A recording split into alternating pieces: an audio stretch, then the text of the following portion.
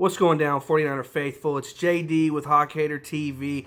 My apologies for the very late upload, not coming to you guys until game day, but hey, I've been battling through a cold since about Wednesday, feeling like crap. I'm not even going to the game tonight at Levi's. It hurts my heart to say that, but I won't be out there at Levi's. But I figured that if George Kittle can battle through and play through a broken ankle on game day, I can at least come through with a video on game day. You heard me right.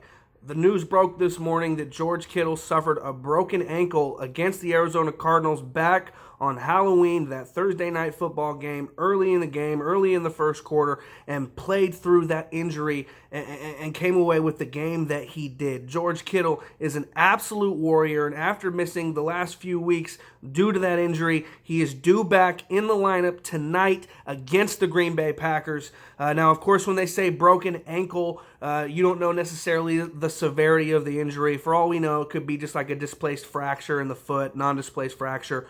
But nonetheless, George Kittle is an absolute warrior. He's a throwback. He's the best tight end in football. And if you don't agree, I'm sorry.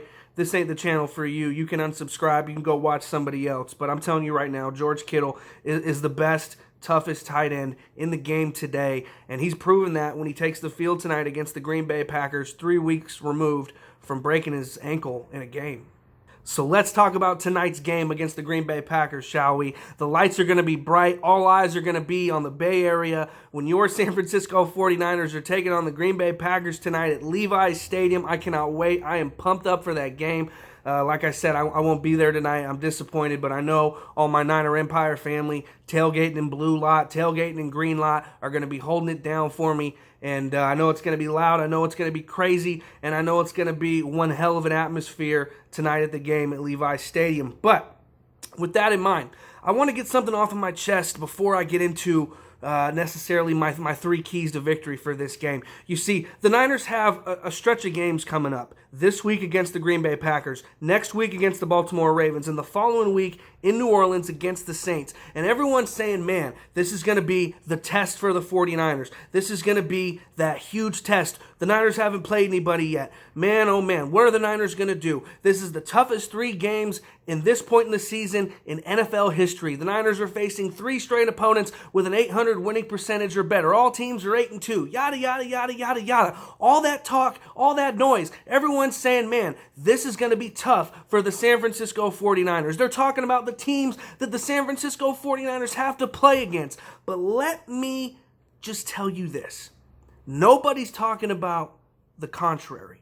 Nobody's talking about the flip side of this, that all those teams have to play the 9-1 San Francisco 49ers. I mean, yeah, the Packers are good. The Ravens are good. The Saints are a threat.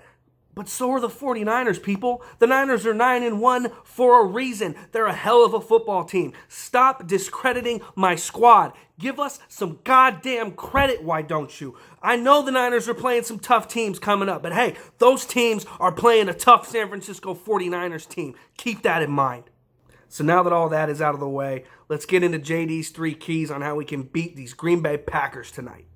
Number 1, you got to slow down Aaron Rodgers. I know it's pretty much impossible to stop the guy, but there are things that you can do to make him uncomfortable back there, things that you can do to kind of slow him down and get him out of his comfort zone. What the Niners have to do, I know pass rush is always going to be a key no matter what quarterback you're playing, but against Aaron Rodgers, what the Niners need to do is play contain, not necessarily worry about the pass rush quite as much, but you need to be able to keep Rodgers in the pocket. He's at his best when he's running around, moving around, being creative. So we need to have these defensive ends play contain and allow the pass rush up the middle to make Aaron Rodgers uncomfortable, not give him any lanes to throw into, and you got to, of course, keep him in the pocket. I know that sounds funny, but you don't want to let Rodgers run around and do his thing out there because that's when he kills you. So Niners, play contain with that wide 9. I think, honestly, it might feed right into our hands. I think, we might have success tonight doing that against Aaron Rodgers. I think our defensive alignment in itself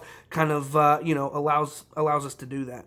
Number 2, everyone's making a big deal about the Smith brothers over there in Green Bay. Preston Smith and Zadarius Smith, those two prized free agent pass rushers that they got in free agency this past offseason. Sure, they're solid players, but there are things that the Niners can do to slow that down. Whether that be running the ball, and don't get it twisted, the Packers can be run on, so I expect a heavy dose of Tevin Coleman, Raheem Mostert, and Jeff Wilson Jr. tonight. But you can also do things like the screen game, halfback screens, get the ball to Juice in space, quick screens to the wide receivers. Emmanuel Sanders is healthy and playing tonight, Deebo Samuel's out there, and the like. So you want to slow down that pass rush. If you're worried about it, use the screen game.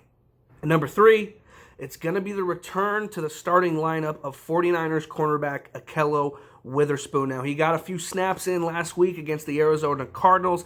He's been out since week 3 with an injury, and he's being reinserted into the starting lineup tonight against the Packers in replacing Emmanuel Moseley, who has done well more than holding his own during his time in the lineup this year. I mean, he's played his ass off, quite frankly. So, Ahkello Witherspoon, who, he was playing like the best defensive back on this team prior to injury, but right now, he's kind of got some big shoes to fill. Emmanuel Moseley was out there balling, every week. No matter what you asked him to do, he was out there, and no task was too tall for him. So Ahkello Witherspoon, still coming back off that injury, is getting reinserted into that starting lineup this evening. So it's going to be up to Ahkello to kind of see, how he performs back in that full-time starting role. And a lot of teams don't throw at Richard Sherman all that often, so they might target Ahkello a little bit, especially in his first game back as the starter. So, Ahkello Witherspoon's, presence in that lineup is going to be a huge one tonight, and in my opinion, could very well determine the outcome of this game, because Aaron Rodgers likes to throw to his guys, Devontae Adams and the rest of the gang out there in Green Bay. So there you have it, guys. Again, I apologize for the late upload. I'm not sure if you can hear it in my voice, but I've been under the weather, like I said, since Wednesday. But hey, I'm battling through it. I'm a gamer. I'm going to be ready for this game tonight. Let's go Niners. Let's get this big win, and let's get everybody off our back. Let's get that monkey off our back from everyone that's saying we haven't played anybody. Let's get the monkey off our back and win a big game at Levi's, baby. Let's go Niners. Let's get to 10-1.